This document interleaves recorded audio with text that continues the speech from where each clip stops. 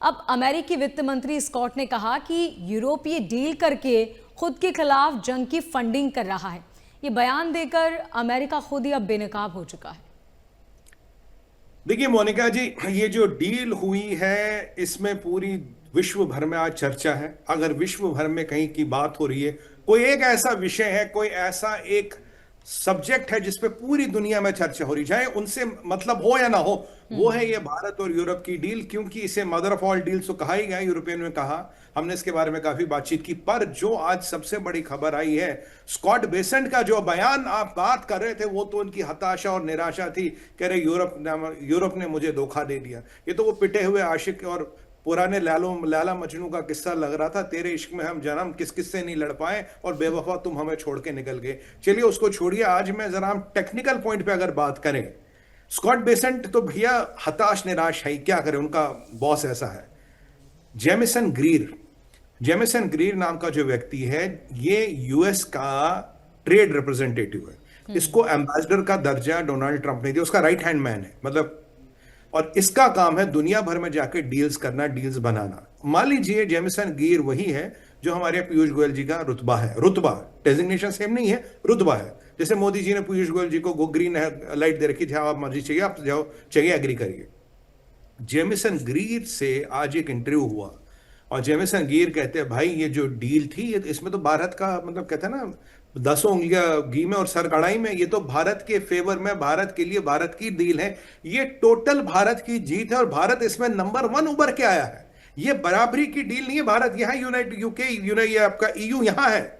और ये जो डील हुई है, ये एक अर्थ ब्रेकिंग डील है। क्योंकि अब वो अपने बॉस को तो बचाएगा, वो कह रहा जी मेरे बॉस ने तो अमेरिका में और अमेरिकनों के हित के लिए बाहर आने वाली, बाहर से जो चीजें आ रही थी, जो सामान आ रहे थे, उन पर टैरिफ लगाया ताकि अमेरिकन को ज्यादा काम मिले, अमेरिका को ज्यादा काम मिले। हमने तो पूरी कोशिश की थी कि अमेरिका में एक राष्ट्रवाद और एक राष्ट्रवाद की नीति पे चले। पर जिस ग्लोबलाइजेशन के सैलाब से हमने अमेरिका को बचाया, उस ग्लोबलाइजेशन के सैलाब की तरफ यूरोप ने अपना पूरा शिप मोड़ दिया और भारत के गोदी में वो डील डाल दी जो हमने परिकल्पना भी नहीं की थी। अब इनसे पूछागा, भैया जेमिसन जी ये बताओ कि हुआ क्या, इतने व्याकुल हो रहे हो। पहली बात तो यह कि जो आपने कहा जी 17 साल से अटकी पड़ी थी, ट्रंप ने झटका दिया और निपट गया काम। दूसरी बात यह है, कह रहे कि जी जो जो डील को मैंने देखा, इसमें जो चीजें हैं ये भारत के फेवर में इसलिए है क्योंकि भारत को एक बहुत बड़े मार्केट का एक्सेस मिल गया। भाई भारत वो कह रहा है एक मार्केट है, इसके अलग डेमोग्राफिक्स है, मतलब बाइंग पैटर्न है। पर यूरोप में हर तरह का मार्केट है, महंगे से महंगे, सस्ते से सस्ता। जो भारत का टाटा कंपनी से लेके, एक मान लीजिए आपके हमारे बाजू में कोई एक रतन लाल एंड सन्स है, रतन लाल एंड सन्स से लेकर रतन टाटा की टाटा तक पूरा एक्सेस मिल गया यूरोप के कई सारे देशों में। इनकी हायरार्की, बाइंग पावर अलग है, इनका डेमोग्राफिक पैटर्न अलग है, इनकी कंजप्शन का स्ट्रक्चर अलग है, इनका कंजप्शन टाइप अलग है। तो आपको यूजुअली, आप वेस्ट में जाते हो तो हर कंट्री का यूजुअली एक कंजप्शन पैटर्न होता है, मतलब इसमें 19-20 का फर्क। पूरे फ्रांस में देखेंगे तो 19-20 का फर्क होगा। पर क्रोएशिया से, एस्टोनिया से मैं जाऊं, साइप्रस से लेके मैं जाऊं फ्रांस और जर्मनी तक, यहां पूरा डेमोग्राफी, पूरा कंजप्शन पैटर्न, पूरे चीजों की जो मात्रा है, जो खपत है, जिस तरह की चीजें इनको चाहिए वो बदलती है। यानी कि भारत में लगभग लगभग जो जेमिसन का इशारा, हर बिकने वाला सामान, आप सुनिएगा मोनिका जी, हर बिकने वाला सामान उसका यूरोप में मार्केट है, ये इस डील ने खोल दिया। दूसरी बात, वो जो बेचारा बोल नहीं पाया कि जो हमने भारत को झटका देने की कोशिश की थी, वो टैरिफ वेरिफ लगा के, भाई भारत ने तो अपनी व्यवस्था कर दी, अब तो हमसे ज्यादा माल तो वो भैया यूरोप में बेच देंगे। क्योंकि आपने देखा होगा कि हमारा लास्ट ईयर ओवरऑल एक्सपोर्ट बढ़ा है, पर अमेरिका को घटा है, पर ओवरऑल हमने एक्सपोर्ट बढ़ा दिया, तो हमें झटका नहीं लगा। मैं आपको शुरू से कह रहा था, हमें झटका तब तक नहीं लगेगा जब तक हमें रेट्रोस्पेक्टिव टैरिफ न लगा दे। हमने नहीं लगाया, हमें झटका नहीं लगा।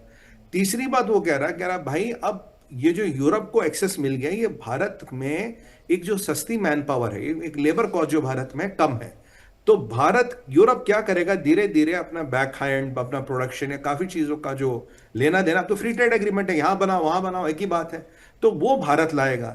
यानी कि अल्टीमेटली जो चाइना अपने आप को कहता था manufacturing hub of the world, और यूरोप जो पिट रहा था कि उसके यहाँ मैन्युफैक्चरिंग कॉस्ट ज्यादा, आबादी कम है, मीडियन एज ज्यादा है, बच्चे इनके हो नहीं रहे, काफी समस्या है यूरोप में।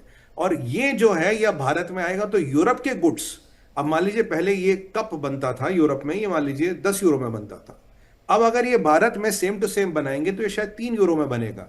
तो अब ये यूरोप का कप जो यूरोप में ही बिकता था, अमेरिका या उन अन्य कंट्रियों में नहीं जाता था, अब जब ये भारत में 3 यूरो में बनने लगेगा तो यही कप दुनिया के हर बाजार में बिकेगा। यानी कि यूरोप के लिए जो बाजारों का एक्सेस है केवल भारत नहीं है, भारत की मैन पावर आने के बाद हर जगह ये चीज वाइबल हो जाएगी।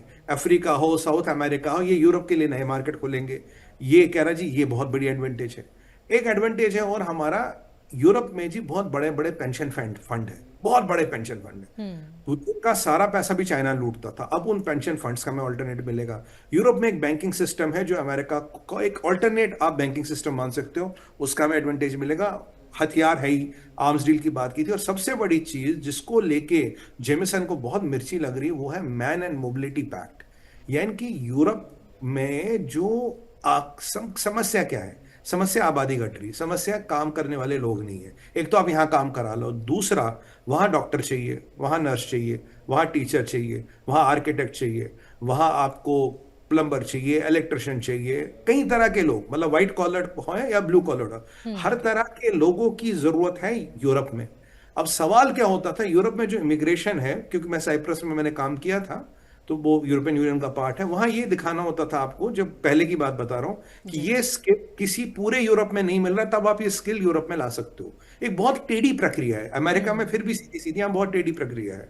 अब जब ये फ्री ट्रेड एग्रीमेंट हो गया तो केवल आपको इमिग्रेशन आसान नहीं होगी। यानी कि ये वाली जो मेन कंडीशन है कि जी पूरे यूरोप में हमें इस स्किल का बंदा नहीं मिला, इसलिए हमने इसको एक बाहर की कंट्री से लिया, अब वो चीज आपको करने की जरूरत नहीं है। यानी कि अगर आप यूरोप इमिग्रेट करोगे आपको बहुत ज्यादा एडवांटेज मिलेंगे बनिस्बत उस कंट्री के, या आप इमिग्रेट करोगे या काम करने जाओगे आपको बहुत ज्यादा एडवांटेज मिलेंगे उस कंट्री के जिसका यूरोप के साथ एफटीए नहीं है। ये बहुत बड़ा पॉइंट है। मतलब अगर मैं बात करूं आज मलेशिया की, अगर मैं आज बात करूं मान लीजिए सिंगापुर की बात करूं, आज मैं बात करूं चाइना की बात करूं, या आज मैं बात करूं आर्मेनिया की, अजरबैजान की, या मैं बात करूं आज वेनेजुएला की, और एक मैं हूं।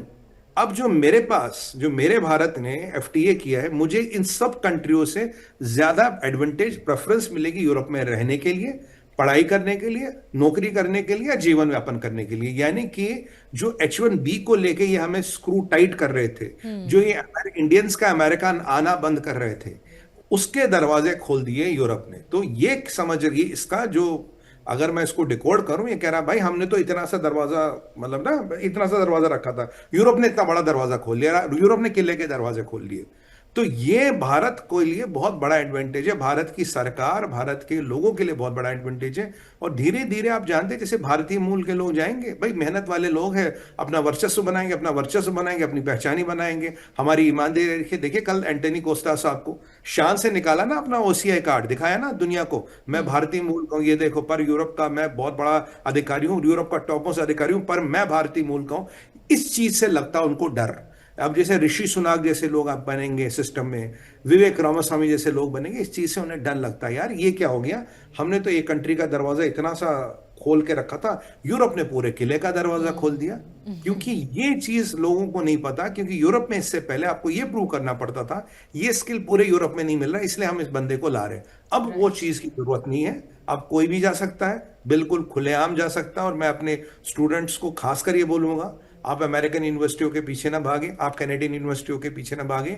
यूरोप में आने वाले समय में, एक आध साल में, आपके लिए अनगिनत, वर्ड में रहा, अनगिनत विकल्प खुल रहे, क्योंकि यहाँ एक यूनिवर्सिटी की फीस इतनी है, दूसरी की फीस इतनी है। और तीसरी बात यहाँ स्टूडेंट्स के लिए इंपॉर्टेंट है, कई बार क्या होता है जब आपके एफटीए वगैरह नहीं होते, मान लीजिए एक सेमेस्टर है जिसकी फीस है 30,000 यूरो, अगर यूरोपियन हो तो उसके लिए फीस होती है 7,000 यूरो, आप बाहर से आपको 30,000 यूरो देने पड़ेंगे। बट इस एफटीए के बाद आपको 30,000 तो नहीं देने, 7,000 और 30,000 के बीच का आंकड़ा मान लीजिए, हो सकता है आप 10-15,000 यूरो फीस दो, जो पहले आप 30,000 यूरो फीस देते। तो ये भी एक बहुत बड़ा बेंचमार्क है जो बहुत सी संभावनाओं को खोलता है, बहुत सी व्यवस्थाओं को खोलता है। जी।